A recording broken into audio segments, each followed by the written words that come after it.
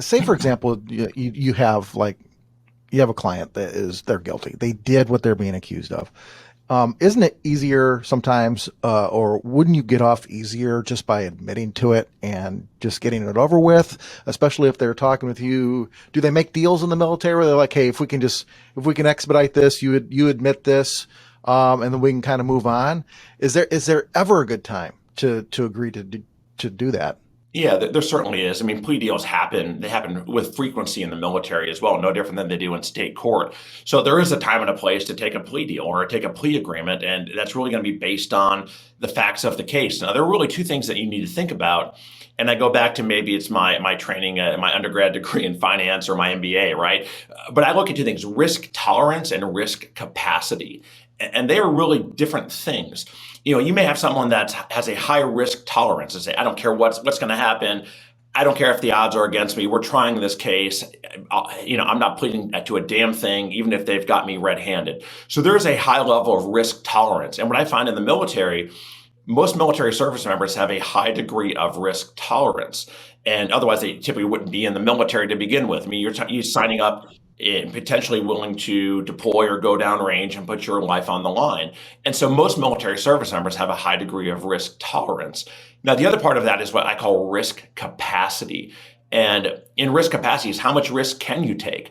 And so what I mean by that is if you're a 19-year-old, junior enlisted, you have no family, no kids, you don't have a lot that's going on outside of the military, you may have a higher risk capacity where, let's say you're facing a very significant crime and potentially you could be looking at 5-6 years in prison. Well, that's going to suck to do 5 or 6 years in prison. But if you're 19 years old, you have no family, no kids, and you get out when you're 24, again, that's going to suck.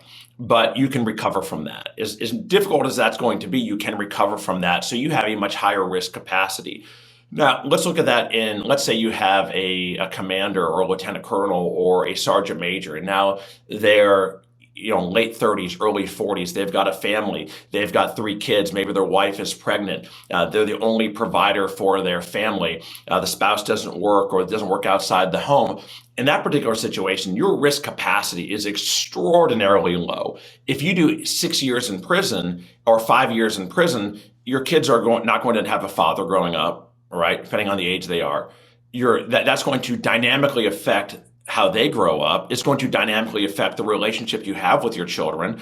Depending on your financial resources, you may go to prison and have no money in the bank or have no way to earn an income. Your spouse may have been a stay-at-home mom or a stay-at-home dad because of the security the military offers you. Now you're going off to prison for 4 or 5 years. They're going to be potentially destitute, potentially homeless, and your kids aren't going to have anyone. And so the consequences for someone in that position of going to prison are significantly different in terms of not to them, but to the impact of those around them. That's the risk capacity. And so then as someone who's 19 years old or a young service member, either way, going to prison is going to suck. There's no way around it. Anyone who's been in prison or even gone in and had the ability to see what a prison is like and leave. I'm in and out of prisons all the time because of what I do as a defense attorney. That is not the place I'd want to be. Those places are hellholes for the most part. You don't want to be there. But again, you can do that and not have the impacts to all of the people that are in your orbit. And that's an issue of risk capacity. So going back to this issue of plea deals, you need someone, if you have someone with a low risk tolerance and a low risk capacity, then a plea deal may be appropriate. If you have someone with a high risk tolerance and a high risk capacity, okay, so then a plea deal may not be appropriate. So you have to really look at this, and you can almost do a quadrant, right? Maybe it was one of those things we can map out, and there's a risk tolerance versus risk capacity, and you can kind of almost map that out. And that's something I like to do with clients. So that's really the first part of this. The second is a deal actually beneficial to you, right? So you have a plea agreement, and let's say that we say, okay, the government offered a plea deal in your case. Before you accept a plea deal, you need to sit down with your lawyer and say, okay, a plea deal can't be the only strategy on the table. Let's look at what's going to happen if we actually try the case. What's the strategy for trying the case? What are the defenses? Who are we going to call? And really have your lawyer walk you through how they're going to try the case. And if we say, this is how we plan on trying the case, this is what the outcome will likely be, and then we know whether there's a high probability or not that you're going to get convicted, and if so, what is the sentence going to be?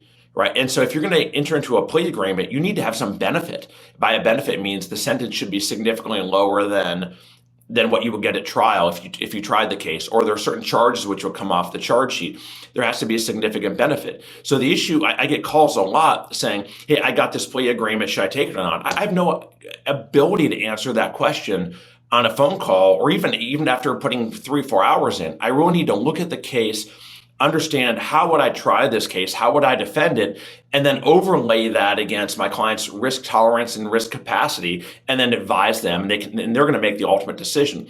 But if you're considering a plea agreement and your lawyer hasn't walked you through that, they're wrong. Or maybe not they're wrong, they're inexperienced, and they don't understand how to properly analyze something as complicated and as not just as complicated, but something that's going to have such an impact on you and your future and those around you as a plea agreement might have.